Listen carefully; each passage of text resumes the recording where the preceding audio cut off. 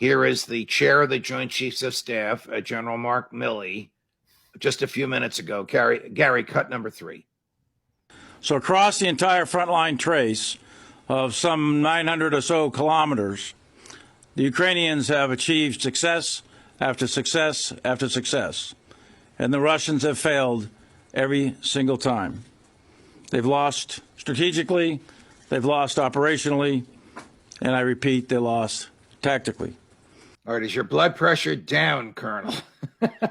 No, in fact, I have to pay tribute to General Milley and his ability to contradict himself repeatedly and change his story to align nicely with whatever his political bosses want him to say. I mean, after all, most of the time, the chairman of the Joint Chiefs is picked because he's someone they can rely on to say whatever it is they want him to say.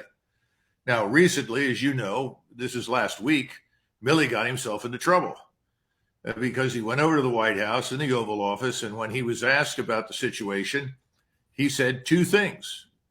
These are the components, my wording, but it's roughly the same. He said, first of all, the Ukrainians have accomplished what they can reasonably accomplish at this point.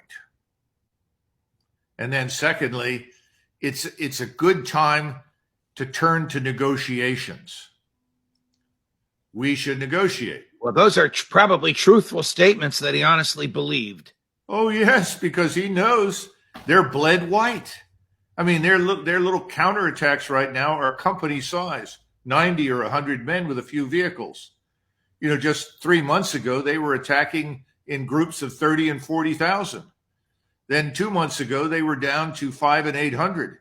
Now they're down to groups of 190.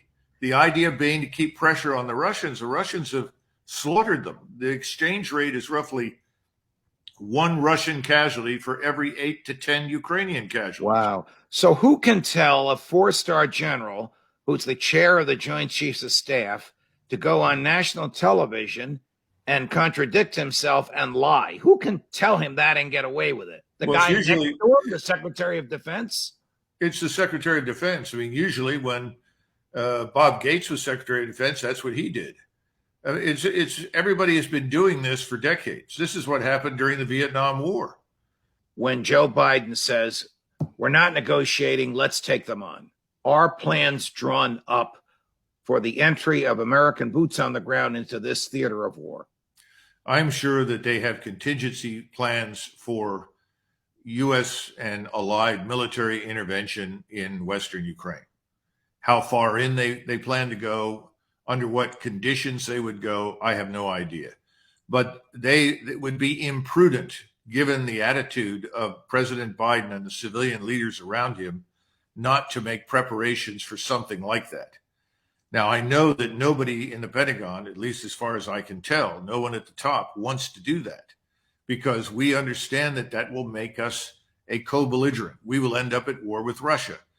These generals, remember, they have been misinforming everyone for decades about how ready we are and how great we are and everything that we can do. And they are now afraid of being caught in that big lie. Kennedy, I think, instructed McNamara to call General Lemnitzer, who was the supreme commander in Europe and a World War II veteran, and ask him what he thought about moving forces to Vietnam. And McNamara called General Lemnitzer and said, General, how long do you think it will take for us to get the 101st into Vietnam? He said, well, I should think it won't take very long. He said, the question is, how long is it going to take us to get it out again? At that point, McNamara was not happy and hung up on him. Do you understand? So you're dealing with a similar group of people right now. I don't think they understand. We're certainly dealing with a nearly identical mentality. Only now, the one thing to keep in mind is in 1965, we were in infinitely better condition militarily than we are now. We probably had the best army we'd ever had in our history. The Navy was superb. The Air Force was superb. So we were quite capable of going in and conducting decisive operations. What I'm trying to say is we're not capable of that right now. Our forces are not in great shape. Are the conditions or the foundations for our power have eroded significantly over the last 30 years.